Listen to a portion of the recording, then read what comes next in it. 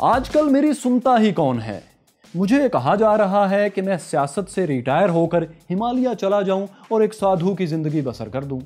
ہر کوئی میری تصاویر اور مجسموں کو ہار تو پہنانا چاہتا ہے، لیکن میری نصیحت پر کوئی کان دھرنے کو تیار ہی نہیں۔ میں نہیں چاہتا کہ آنے والی نسلیں مجھے یہ کہہ کر لعن طعن کریں کہ میں ہندوستان کے ٹکڑے کرنے کی کارروائی کا حصہ تھا۔ ہندوستان کی تقسیم کی صورت میں جو آزادی ہمیں مل رہی ہے وہ تو لکڑی کے لڈو ہیں۔ کھائیں گے تو پیٹ درد سے مریں گے، نہیں کھائیں گے تو بھوک سے مر جائیں گے۔ دوستو، یہ الفاظ ہیں موہن داس کرم چند گاندھی کے، جنہیں بھارت میں باپو، مہاتما گاندھی یا گاندھی جی کہا جاتا ہے۔ لیکن جو گاندھی جی ہندوستان کو ایک رکھنے کی بات کر رہے تھے، ان پر حملے کیے گئے، لوگوں نے ان پر پتھر برسائے، ان کے راستے میں غلاظت اور کانچ کے ٹکڑے پھینکے گئے۔ مہاتما گاندھی کو اتنا ستایا گیا کہ وہ ہندوستان کی آزادی کے جشن میں شریک ہی نہیں ہوئے، بلکہ انہوں نے اعلان کر دیا کہ اب وہ پاکستان میں رہیں گے۔ ایسا کیوں تھا؟ میں ہوں فیصل وڑائچ اور دیکھو سنو جانو کی ہسٹری آف ماڈرن انڈیا کے دوسرے حصے میں ہم آپ کو یہی سب دکھائیں گے۔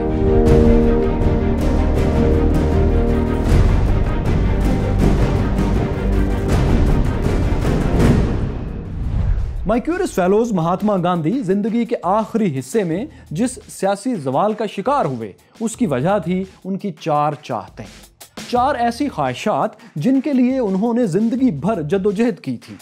پہلی خواہش یہ تھی کہ ہندوستان تقسیم نہ ہو، یعنی پاکستان اور بھارت الگ الگ ملک نہ بنے۔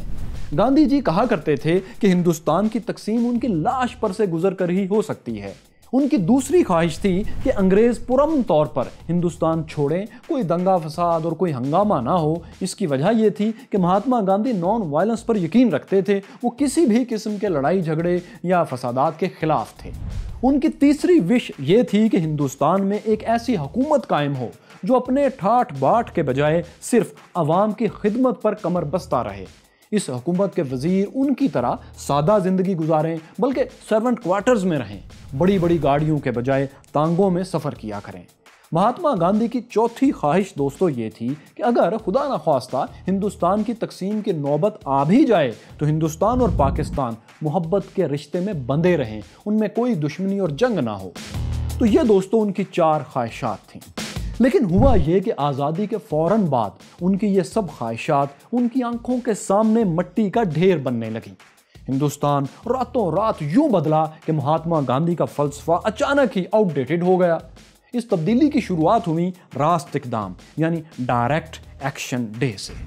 16 اگست 1946 1946 وہ دن تھا جب مسلم لیگ کے لیڈر قائد اعظم محمد علی جناح کی اپیل پر ہندوستانی مسلمانوں نے ڈائریکٹ ایکشن ڈے یا راست اقدام کیا۔ مطلب یہ کہ اس دن ہندوستان بھر میں مسلمانوں نے سڑکوں پر نکل کر قیام پاکستان کے لیے ایک تحریک چلائی۔ لیکن تحریک کا یہ دن خونی فسادات میں بدل گیا۔ سب سے زیادہ فسادات، سب سے زیادہ خون خرابہ بنگال کے دارالحکومت کولکتہ میں ہوا۔ کئی روز جاری رہنے والے ان فسادات میں کم از کم 400 افراد ہلاک اور ہزاروں کی تعداد میں زخمی ہوئے۔ ہندوؤں اور مسلمانوں نے ایک دوسرے کا قتل عام کیا، خواتین کو اغوا کیا گیا اور گھروں کو جلایا گیا۔ کلکتہ سے یہ فسادات ہندوستان کے دوسرے علاقوں میں پھیلنے لگے۔ ممبئی، دہلی اور بہار وغیرہ بھی فسادات کی لپیٹ میں ایک ایک کر کے آتے چلے گئے۔ صورتحال یہ تھی کہ مشرقی بنگال میں جہاں مسلمانوں کی تعداد زیادہ تھی، وہاں ہندوؤں پر حملے ہو رہے تھے، اور بہار میں جہاں ہندوؤں کی تعداد زیادہ تھی، وہاں مسلمانوں پر جتھوں کے جتھے حملے کر رہے تھے۔ ان حالات میں مہاتما گاندھی خون خرابہ روکنے کے لیے متحرک ہوئے۔ انہوں نے بنگال میں فسادات سے متاثرہ ہندوؤں کے علاقوں کا دورہ کرنے کا فیصلہ کیا۔ پھر انہوں نے بہار کے مسلمانوں کے لیے بھی آواز اٹھائی اور ایک خط میں لکھا کہ میرے خوابوں کی سرزمین بہار نے خود کو غلط راستے پر ڈال لیا ہے۔ اگر کوئی ایک گروپ غلط قدم اٹھا رہا ہے تو اس کا یہ مطلب ہرگز نہیں کہ دوسرا گروپ بھی بدلے میں وہی اقدام کرے۔ موہن داس کرم چند گاندھی دہلی سے ٹرین کے ذریعے پہلے بنگال میں کلکتہ اور پھر نواکھلی پہنچے۔ وہ نواکھلی اور اس کے ارد گرد کے علاقوں میں گھوم پھر کر نان وائلنس کا درس دیتے رہے، عدم تشدد کا درس دیتے رہے۔ یہ دورہ ان کا بہت خطرناک تھا دوستو، کیونکہ ان کے ساتھ کوئی گارڈز نہیں تھے۔ وہ صرف اپنے ایک سیکٹری اور بنگالی ٹرانسلیٹر کے ساتھ سفر کر رہے تھے۔ مسلمانوں اور ہندوؤں میں نفرتیں ختم کرنے کے لیے گاندھی نے یہ طریقہ کار اپنایا تھا کہ وہ دن کے وقت फसादात से मुतासरा इलाकों में जाते थे और रात के वक्त किसी मुसलमानों के गांव में ठहर कर आराम किया करते थे। महात्मा गांधी की कोशिशों से दोस्तों बंगाल का अमन बड़ी हद तक लौट आया। इसके बाद मार्च 1947 में महात्मा गांधी ने बिहार में भी फसादात से मुतासरा इलाकों का दौरा किया। पख्तून कौम परस्त रहनुमा बाचा खान भी उस दौरे में उनके साथ साथ थे। महात्मा गांधी जहां भी गए उन्हें खौफनाक तबाही और दुखों की एक जैसी दास्तानें सुनने को मिली। वो लोगों को तसल्लियां देते रहे और उन्हें इंतकामी कार्रवाइयों से रोकते रहे। लेकिन आप जानते हैं कि जब नफरत के जज्बात भड़क उठे हों तो अमन की बात करने वाला जरा पराया सा लगता है। बस यही कुछ गांधी जी के साथ भी होने लगा था और इंतहा पसंदों की नफरत का रुख अब उनकी तरफ फिर गया था।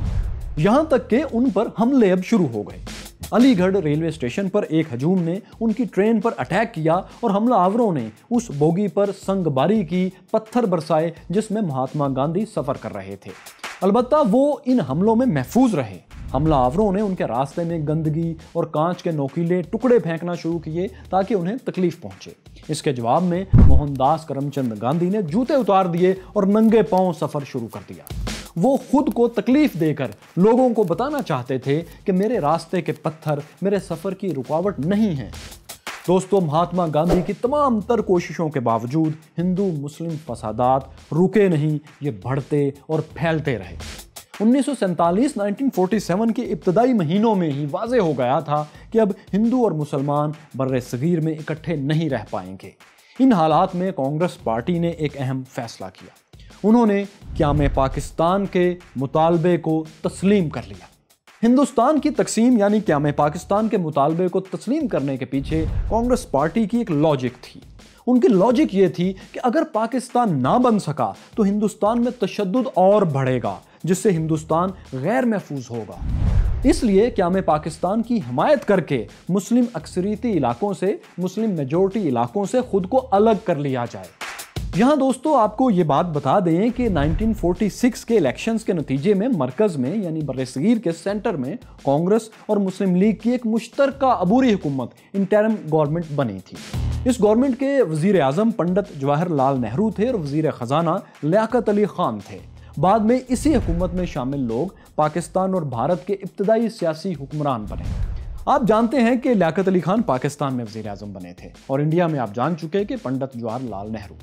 तो खैर दोस्तों, वायसराय लॉर्ड माउंटबेटन ने कायद-ए-आज़म मोहम्मद अली जिन्नाह और पंडित नेहरू से मुज़ाकरात करके पार्टीशन की तफसीलात तय की और 3 जून 1947 को पार्टीशन प्लान का बाकायदा ऐलान कर दिया। फिर 11 दिन बाद 14 जून को दिल्ली में कांग्रेस की एक अहम मीटिंग हुई, जिसमें पंडित नेहरू और कांग्रेसी लीडर्स ने हाथ उठाकर पार्टीशन के हक में वोट दे दिया। लेकिन यहां दोस्तों एक मसला था। मसला यह था कि कांग्रेस तो तकसीम पर राजी थी, लेकिन कांग्रेस के सरपरस्त करमचंद गांधी राजी नहीं थे। कांग्रेसी लीडर्स की हिंदुस्तान को तकसीम करने की सोच पर महात्मा गांधी ने कहा था कि नेहरू और सरदार पटेल समझ रहे हैं कि उम्र के साथ साथ मेरी सोचने समझने की सलाहियत कम हो गई है।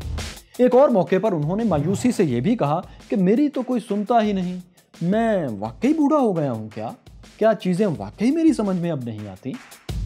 दोस्तों, वो ये सब जानते हुए भी कि अब उनकी बात माने जाने का कोई इम्कान नहीं, उन्होंने पार्टीशन की मुखालफत जारी रखी। वो लोगों से कह रहे थे कि मैं नहीं चाहता कि आने वाली नस्लें मुझ पर लान तान करें और कहें कि मैं हिंदुस्तान के टुकड़े करने की वारदात में शामिल था। महात्मा गांधी की ये सारी इख्तलाफी बातें पार्टीशन की तरफ बढ़ते हुए हिंदुस्तान में किसी को समझ नहीं आ रही थी, पसंद नहीं आ रही थी। कांग्रेस के लोग अपने इस सरपरस्त से मिलते तो उन्हें साधु बनकर हिमालय के पहाड़ों में चले जाने का मशवरा दिया करते। इस मशवरे का मकसद महात्मा गांधी को यह तकलीफ दे एहसास दिलाना था कि आज़ाद हिंदुस्तान में उनके नज़रियात के लिए कोई जगह नहीं है। फिर जैसे जैसे तशद्दुद बढ़ता गया, महात्मा गांधी और कांग्रेस में फासले भी बढ़ते गए। महात्मा गांधी को महसूस होने लगा कि पंडित नेहरू की हुकूमत हिंदुस्तानी आवाम की बेहतरी और फसादात को रोकने के लिए भरपूर कोशिशें ही नहीं कर रही। انہوں نے کہا میں جواہر لال نہرو کو ایک بے تاج بادشاہ کی طرح سمجھتا ہوں، پھر بھی ہندوستان ایک غریب قوم ہے، انہیں سمجھنا چاہیے کہ یہ اتنا غریب ہے کہ اس کے منتخب لیڈرز کو کاروں میں جانے کے بجائے پیدل چلنا چاہیے، محلوں میں رہنے کے بجائے سرونٹ کوارٹرز میں رہنا چاہیے، محل میں رہنے والا حکومت نہیں چلا سکتا۔ انہوں نے پنڈت نہرو اور سردار پٹیل کو کئی بار مخاطب کر کے یہ کہا تھا کہ وہ دہلی کے محل نما گھروں اور شاندار آفیسز بلڈنگ کو بے گھر مہاجرین کے لیے وقف کر دیں، ہاسٹلز بنا دیں، بلکہ خود انہوں نے کہا کہ آپ لوگ خود مذہبی لوگوں کے ہریجان کوارٹرز میں منتقل ہو جائیں یا پھر مزاروں یعنی کسانوں کی جھونپڑیوں میں رہائشیں اختیار کریں۔ انہیں اس بات پر بھی گلہ تھا کہ سرکاری دفاتر میں کرپشن اب اتنی عام کیوں ہے جبکہ ہم آزاد ہو چکے ہیں۔ ان حالات میں دوستو گاندھی جی کو ان کے کچھ پرانے دوستوں نے ایک خفیہ مشورہ بھی دیا کہ وہ پنڈت نہرو کی حکومت گرانے کے لیے ویسی ہی تحریک شروع کریں جیسی کہ وہ انگریزوں کے خلاف شروع کیا کرتے تھے، چلایا کرتے تھے۔ مہاتما گاندھی نے یہ مشورہ ماننے سے انکار کر دیا۔ انہوں نے کہا کہ وہ اس ادارے یعنی کانگریس اور اس کی حکومت کے خلاف کوئی تحریک نہیں چلائیں گے۔ مائیکیورس فیلوز پارٹیشن کی مخالفت اور کانگریس کی حکومت پر تنقید ہی وہ معاملات تھے جن کی وجہ سے کرم چند گاندھی کو ایک ممکنہ اہم ترین عہدے سے محروم کر دیا گیا۔ پھر وہ لمحہ بھی آیا جب انتہا پسند ہندو مہاتما گاندھی کے گھر پر حملہ آور ہو گئے۔ یہ کیا واقعہ تھا؟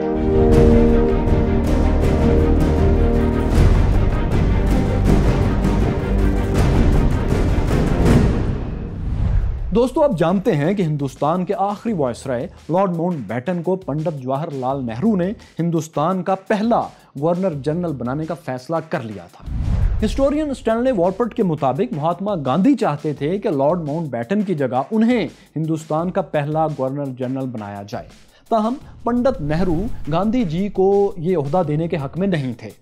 والپٹ کے مطابق ماؤنٹ بیٹن کو یہ احساس تھا کہ مہاتما گاندھی اس عہدے کے صحیح حقدار ہیں، تاہم پنڈت نہرو چونکہ لارڈ ماؤنٹ بیٹن سے بہت سے اسٹریٹجک معاملات میں مدد لے رہے تھے، اس لیے انہوں نے مہاتما گاندھی کو گورنر جنرل بنانے کا آئیڈیا مسترد کر دیا تھا۔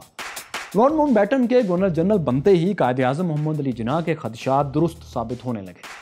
لارڈ ماؤنٹ بیٹن نے پاکستان کی نظر میں اہم ترین خطے کشمیر کو ہندوستان کا حصہ بنانے کے لیے اپنا کردار ادا کرنا شروع کر دیا تھا۔ آپ جانتے ہیں کہ جموں کشمیر بر صغیر کی ایک پرنسلی اسٹیٹ تھی۔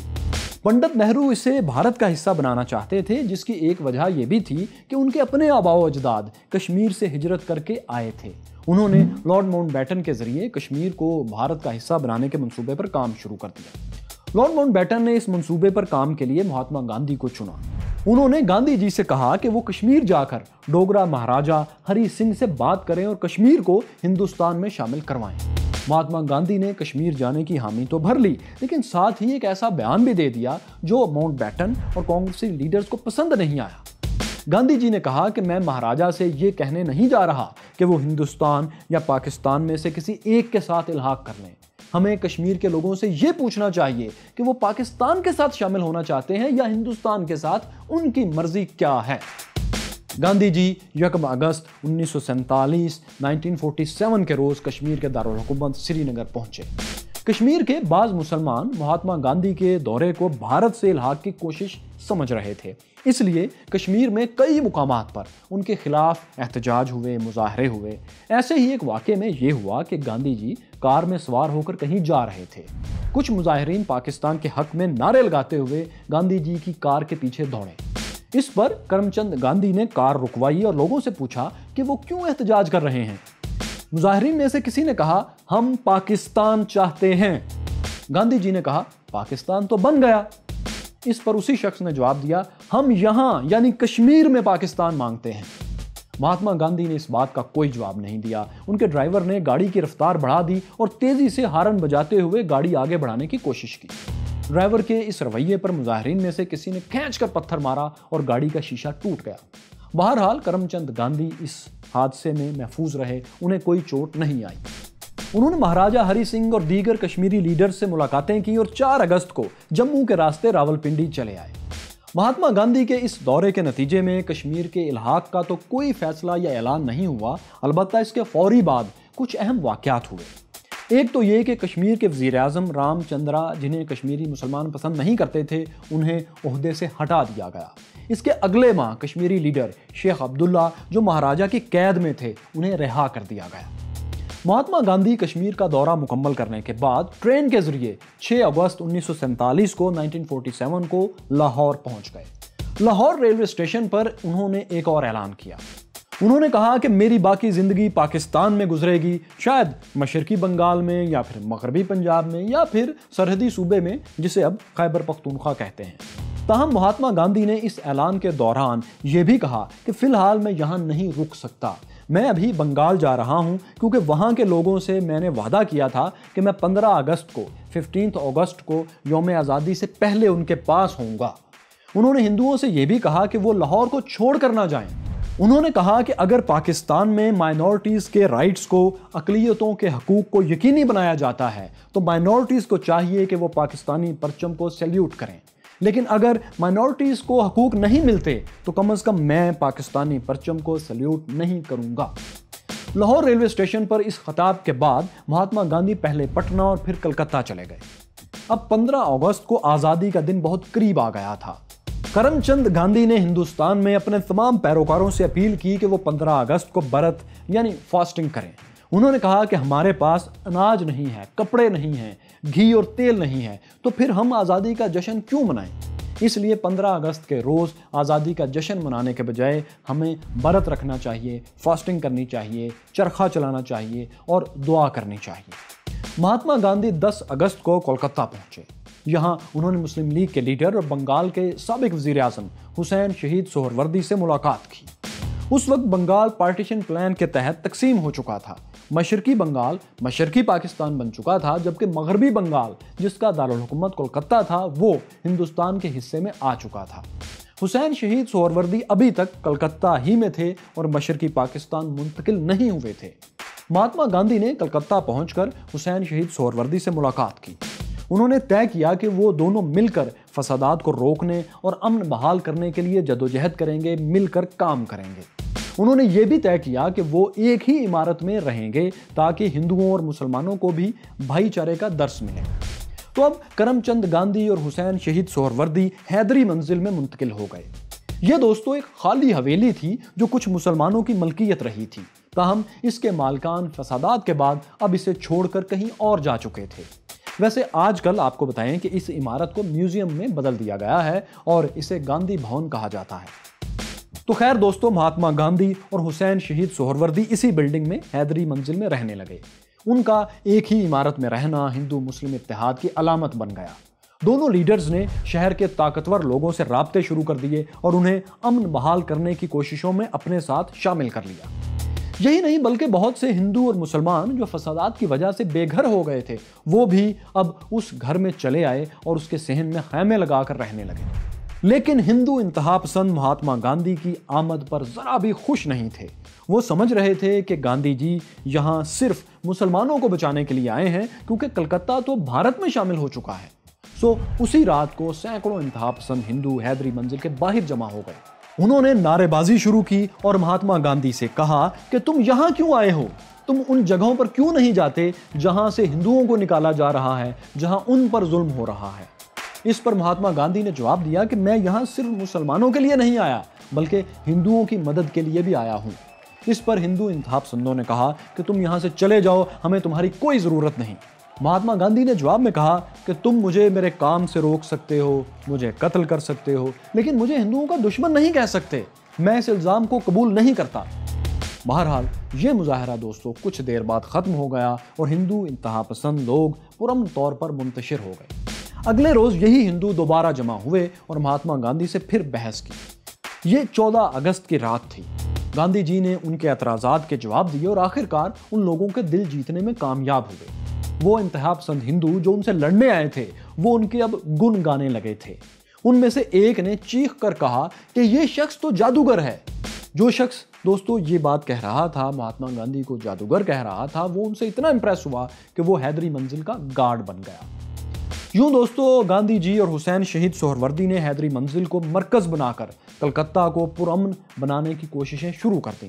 ان کی کوششوں سے کلکتہ میں واقعی ایک امن کی فضا پیدا ہو گئی، جس سے لگتا تھا کہ اب یہاں پر کوئی مزید فساد نہیں ہوگا۔ ہندوستان کے پہلے governor general Lord Mountbatten بھی مہاتما گاندھی کی کوششوں کو سراہ رہے تھے۔ انہوں نے کہا کہ پنجاب میں ہم نے 55,000 فوج تعینات کر رکھی ہے، لیکن اس کے باوجود وہاں ہنگامے ہو رہے ہیں۔ لیکن بنگال میں ہماری فوج صرف ایک جوان پر مشتمل ہے اور وہاں کوئی ہنگامے نہیں ہو رہے۔ انہوں نے کہا کہ میں اس ایک جوان والی فوج اور اس کے سیکنڈ ان کمانڈ مسٹر سہروردی کو سلام پیش کرتا ہوں۔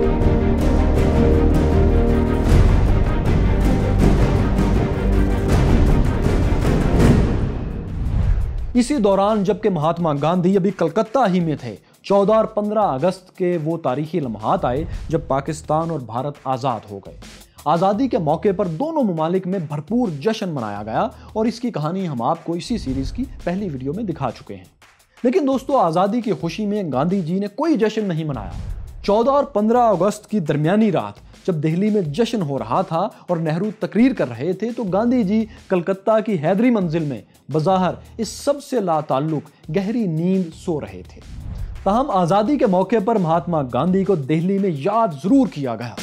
جب رات کے 12 بجے بھارتی پارلیمنٹ میں شنکھ کی آواز کے ساتھ آزادی کا اعلان ہوا تو گاندھی کی جے ہو کے نعرے لگنے لگے۔ پارلیمنٹ میں آزادی کی تقریب ختم ہونے کے بعد Pandit Nehru Lord Mountbatten کو ہندوستان کا گورنر جنرل بننے کی باضابطہ دعوت دینے پہنچے تھے۔ اس موقع پر بھی ماؤنٹ بیٹن نے مہاتما گاندھی کو یاد کیا۔ انہوں نے کہا کہ اس تاریخی لمحے پر ہمیں یہ نہیں بھولنا چاہیے کہ ہندوستان کے لیے گاندھی جی کی کیا خدمات ہیں۔ انہوں نے کہا کہ گاندھی جی نے نان وائلنس کے ذریعے ہندوستان کی آزادی کو یقینی بنایا ہے اور آج ہم انہیں مس کر رہے ہیں کیونکہ وہ یہاں نہیں ہیں۔ تو دوستو، دہلی میں مہاتما گاندھی کو یاد کیا جا رہا تھا، لیکن دوسری جانب کلکتہ میں مہاتما گاندھی کی زندگی سخت خطرے میں گھر چکی تھی اور ان پر رات کے وقت ایک گروہ نے حملہ کر دیا۔ ہوا یہ کہ 31 اگست کی رات اچانک ہندو نوجوانوں کے ایک گروہ نے حیدری منزل پر حملہ کر دیا اور اینٹیں پھینک کر گھر کے شیشے توڑ ڈالے۔ یہ لوگ ایک ہندو کے قتل کا بدلہ لینے کے لیے آئے تھے اور مسلمانوں پر اس کا الزام لگا رہے تھے۔ ان کا خیال تھا کہ ابھی تک حسین شہید سہروردی اور دوسرے مسلمان اسی بلڈنگ کے صحن میں موجود ہیں۔ اس ہنگامے سے مہاتما گاندھی کی آنکھ کھل گئی۔ وہ باہر نکل آئے اور انہوں نے ہندو نوجوانوں کو سمجھانے کی کوشش شروع کر دی، مگر ان سب کے سر پر بدلے کی دھن سوار تھی۔ انہوں نے مہاتما گاندھی کی ایک نہ سنی اور ہنگامہ جاری رکھا۔ لیکن اس سے پہلے کہ یہ لوگ عمارت کے صحن میں موجود مہاجرین کو کوئی نقصان پہنچاتے، پولیس کی بھاری نفری وہاں پہنچ گئی۔ پولیس کو آتے دیکھ کر مشتل نوجوانوں کا یہ گروہ بھاگ گیا اور معاملہ رفع دفع ہو گیا۔ یہ ایک معاملہ تو ٹل گیا، لیکن مہاتما گاندھی کو اس صورتحال سے اتنا صدمہ پہنچا کہ انہوں نے اگلے روز برت رکھنے یعنی بھوک ہڑتال کرنے کا اعلان کر دیا۔ انہوں نے کہا کہ وہ پانی کے علاوہ کچھ نہیں لیں گے، یعنی کھانا نہیں کھائیں گے۔ انہوں نے کہا کہ اگر میں ہنگاموں کو نہیں روک سکتا، اگر میں فسادات کو نہیں روک سکتا، تو پھر میں زندہ رہ کر کیا کروں گا؟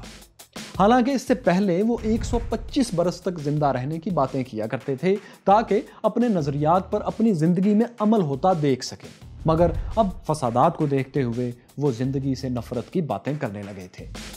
تو بہرحال دوستو، موہن داس گاندھی کے برت کی خبر جنگل میں آگ کی طرح پھیل گئی اور بڑے بڑے رہنما ان کا برت ختم کروانے کے لیے دوڑے چلے آئے۔ ان میں حسین شہید سہروردی تھے، کانگریسی لیڈر سرت بوس تھے اور بنگال کے ہندو مہاسبھا لیڈر دبندر ناتھ مکھرجی بھی تھے۔ اس کے علاوہ بھی اور کئی سیاستدان آئے۔ گاندھی جی بھوک کی وجہ سے بستر سے لگ چکے تھے۔ یہ سیاستدان ان کے سرہانے کھڑے ہو کر ان کی منت سماجت کرتے رہے کہ وہ اپنی بھوک ہڑتال ختم کر دیں۔ انہوں نے گاندھی جی کو یقین دلایا کہ ہر صورت میں وہ ہندوستان میں لوگوں کو نان وائلنٹ رکھیں گے، کوئی ہنگامہ آرائی نہیں ہونے دیں گے۔ ان لوگوں کی کوششوں کے نتیجے میں 4 ستمبر کی رات کو 9:15 بجے یعنی 4 دن بعد گاندھی جی نے اورنج جوس کا ایک گلاس پی کر بھوک ہڑتال برت ختم کر دیا۔ اس وقت ان کے کمرے میں بہت سے لوگ جمع تھے۔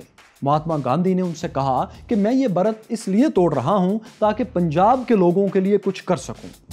دوستو، یہ بات انہوں نے اس لیے کہی تھی کہ بنگال کی طرح بلکہ اس سے بھی زیادہ خوفناک خونی فسادات پنجاب میں پھوٹ پڑے تھے۔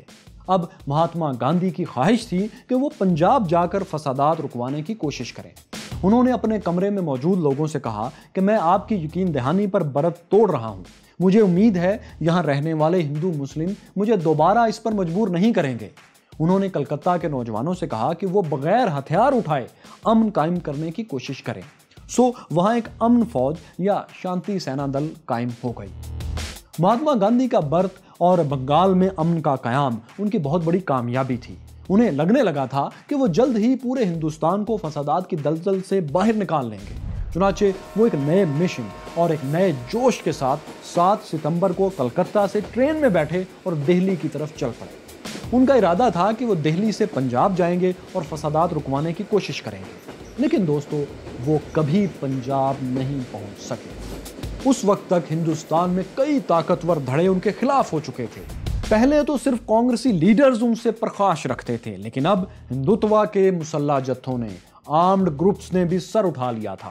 یہ لوگ ہندوستان کے بارے میں، ہندوستان کے مستقبل کے بارے میں سیکولرزم سے ہٹ کر بالکل ہی ایک الگ نظریہ رکھتے تھے، ایک ایسا نظریہ جس میں مہاتما گاندھی کسی طرح بھی فٹ نہیں بیٹھتے تھے۔